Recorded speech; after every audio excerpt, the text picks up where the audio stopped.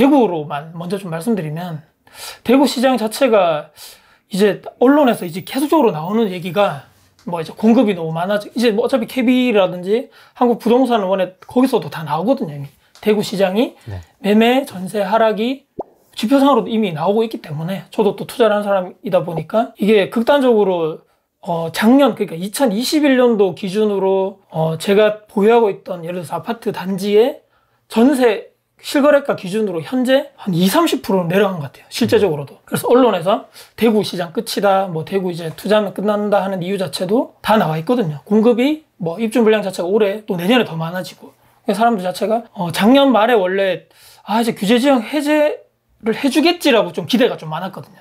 왜냐면 2020년 12월에 규제 지역 되고 나서 좀 대구가 그때부터 2021년도 작년도는 계속 보합 상태, 정책이었거든요. 네.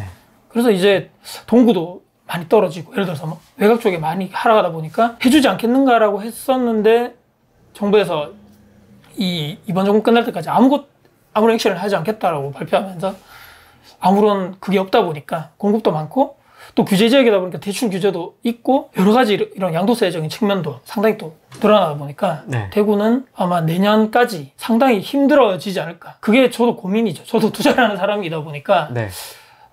이게 이제 진짜 겨울이다. 대구에 이제 보유를 하시는 분들은 아마 저랑 비슷한 생각이지 않을까. 윈터 이즈 커밍. 맞습니다. 네. 왔죠, 이미.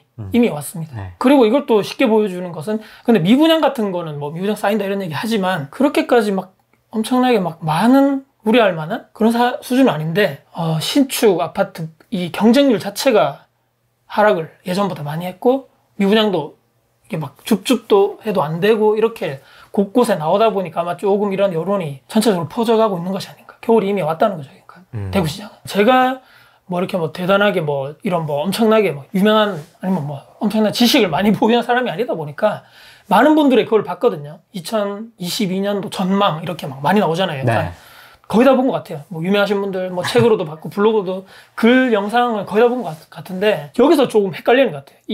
저도 투자를 하는 사람인데 사람들마다 공통적인 지역은 있거든요. 예를 들어서 대구, 뭐 세종 이런 식으로 뭐 나오는데, 인천 쪽은 뭐 얘기 나오고. 근데 또 대부분의 사람들은 어떤 분은 여기가 오른다 그랬다가 저분 얘기 들어보면 여기는 피해야 될 지역이라고 나오다 보니까, 지역 자체가, 저는 지역 안에서도 이렇게 뭐 충남, 경북 뭐 이런 지역들이 많잖아요. 네. 이 안쪽에서도 다 개별단지로 봐야 되지 않는가. 물론 경기도 쪽에서도 지금 뭐 전세 물량 늘어난 곳도 있지만, 지방도 마찬가지겠지만요. 근데도 오르는 곳도 있긴 있거든요. 그러니까 전체 뭉뚱그려가지고 이 지역이 다 이제 무조건 하락한다라고 하기는 좀 어려울 것 같고, 그건 하나의 그냥 지표로만, 우리가 방향성으로만 봐야 되지 않을까. 이제 뭐 언론에 나오시는 유명하신 분들은 그렇게 듣고, 저분이 저렇게 얘기하는구나 하면 보면서, 예를 들어서 충남 지역이, 예를 들어서 충남 지역이 하락을 할 거라고 얘기했는데, 실제적으로 개별적으로 지역을 다 봐야 되지 않겠는가. 그래서 실제적으로 하락하는 지역도 있지만 아직까지도 상승할 여력이 많은 것도 저는 또 공부를 해보니까 있더라고요. 보이십니까? 뭐 제가 신은 아니지만, 제가 봤을 때는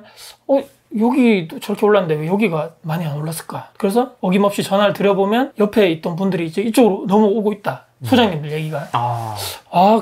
그렇구나. 이미 늦었구나. 나는. 그래서 호가가 올라가는 이런 지역도 있더라고요. 일부는. 그래서 케바케가 아닐까. 그러면 올해는 어떻게 좀 투자를 하실 계획이세요? 올해는 지금 사실 상품군이 아파트만 하시는 게 아니라서 또 포트폴리오가 있으시니까 이미 또 네네. 어떻게 좀 하실 생각이세요? 저는 작년까지만 하더라도, 제가 지난번 여름 때도 말씀드렸지만 2020년도부터 해서 취득세 중과 이렇게 다주택자들이 되다 보니까, 그때부터 저는 1억 이하 공시가 가격 1억 이하 아파트를 많이 했다고 말씀드렸거든요. 계속적으로 그 기조를, 그러니까 2021년도까지도 계속 유지를 했었는데, 이게 작년 12월 달에, 불과 지난달이잖아요. 종부세 저도 한번 크게 딱 맞았거든요.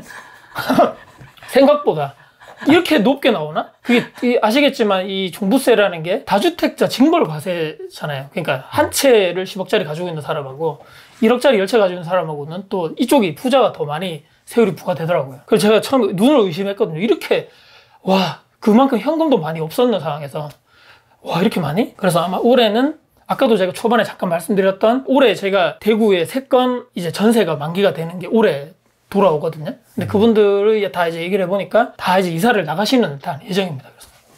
근데 이제 작년보다 전세가 이제 내려갔잖아요. 근데 이제 물론 역전세는 아닌데, 작년의 최고가에 비해서는 이제 주변에 신축이 막 들어오다 보니까 당연히 구축은 조정을 받을 수밖에 없는 상황이거든요. 그래서 이게 무턱대고 내가 작년까지는 극단적으로 이렇게 막 매물을 늘리는 데 집중했다라면 좀 보수적으로 아마 올해는 많이 해봤자 한 건 한 건씩 정도? 상반기 예를 들어서 한 건? 하반기. 상반기는 근데 이제 투자를 하시는 분은 아시겠지만 4월 30일까지가 4월 29일이죠. 그러니까 그까지가 작년 이제 공시가격 기준을 적용받는 날이기 때문에 잔금을 아마 그때까지 그러니까 이제 4월 30일 되면 여기 1억 이상 될 것 같다. 예를 들어서 그런 매물은 아마 하나 정도는 하지 않을까 싶고 또 올해 종부세도 내야 되고 아마 그 정도 비싸게 나올 거기 때문에 그래서 조금 현금을 좀 보유해야 될 때가 아니겠는가. 계속적으로 보유한다는 말이 아니고 조금은 보수적으로 아마 많이 아프셨군요. 그렇죠. 아팠죠. 참 생각보다 컸다. 아픔이 컸다. 와 크더라고요. 이 예상치도 못한 그 현금이 또 나가야 되니까 물론 근데 또 오해하시면 안 되는 게 그 이상이 또 뭐 자산 가격이 올라갔겠죠. 공시 가격이 올라가고 그렇죠. 네. 거기에서 다행히 만족감을 다행이다. 그래도 했으니까 또 이렇게 또 생각해야 되는 거예요. 그래서 최대한 올해는 좀 보수적으로 네. 계속 하지는 않을 것 같고 우리 그런 얘기 있잖아요.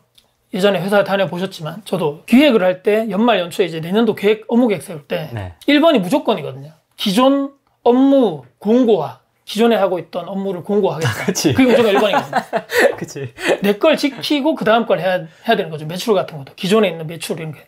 2번이 이제 신규 사업 확대. 보통 2번 이렇게 나가거든요. 그렇죠. 항상 똑같아요. 그 포맷이. 네. 숫자만 바뀌어요. 맞아요. 연도만 바뀌죠. 그래서 1번은 기존 사업을 공고한다는 의미가 투자하시는 분들은 내가 지금 보유한 매물을 다주택자 뭐 다들 아시겠지만 막 팔 수 있는 상황이 지금 아니기 때문에 양도세 문제도 있고 또 혹시나 대선에서 변화가 이렇게 또 바뀌게 되면 또 두 분 다 지금 뭐 어떻게 될지 모르겠지만 좀 세금을 완화하겠다고 얘기를 하시니까 일단은 당장 팔 것도 아니기 때문에 보유를 하고 있는 상태에서 조금 이런 변화 팔 수 없다? 그러면 가지고 가야 되는데 어떻게 할 것인가 이렇게 많은 분들이 고민하시는 것 같은데 그렇게 하지 않을까 싶습니다. 파리 종합대책처럼 나오진 않았지만은 맞습니다. 대략적인 스탠스나 이런 거는 알고 계시니까 1번이 됐다 그러면 어떻게 하실 생각이에요?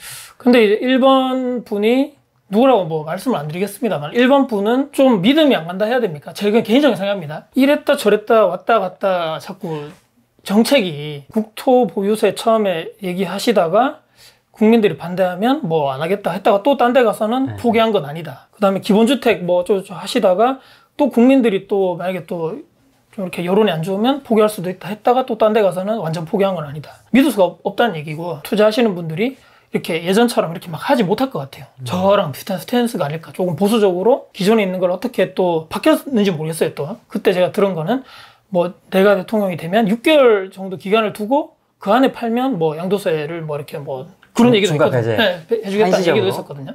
또 바뀌었는지 모르겠어요. 근데 그렇게 하면 그때 또 이렇게 매도하실 분도 있을 것 같은데 6개월 안에 팔는 것 자체도 상당히 어렵거든요. 이게 또 예전에 내가 사는 집도 아니고 세입자분이 있는 상태에서 또 매도를 하는 것도 그분도 계약 날짜도 있을 건데 6개월 안에 파는 게 단기적으로 가능할까 싶기도 하면서 그래도 계속적으로 뭐 세금 규제, 대출 강화 등등 여러 가지 많은 분들은 하지는 못할 것 같아요. 그래서 조금 지켜보고 있는 분들이 많지 않을까. 올해 상반기 정도는. 그럼 중과 배제하면 닥코스님은 파실 거 있으세요? 저는 자 기회를 줄게. 네네. 6개월에 팔면 중과 배제.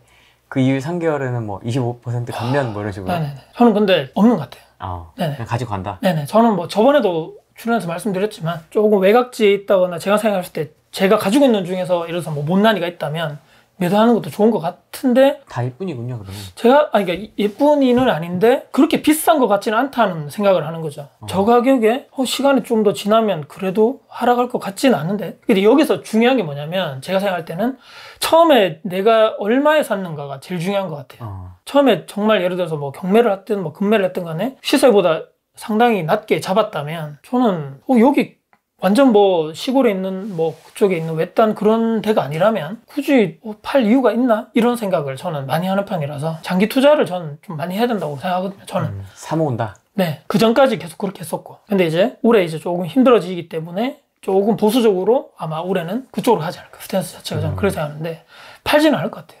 아니 더 괴롭힐까 봐 그렇죠. 막 세율 종부세 네네네. 세율을 막 18% 막 네네네. 23% 막 이렇게 겁나네.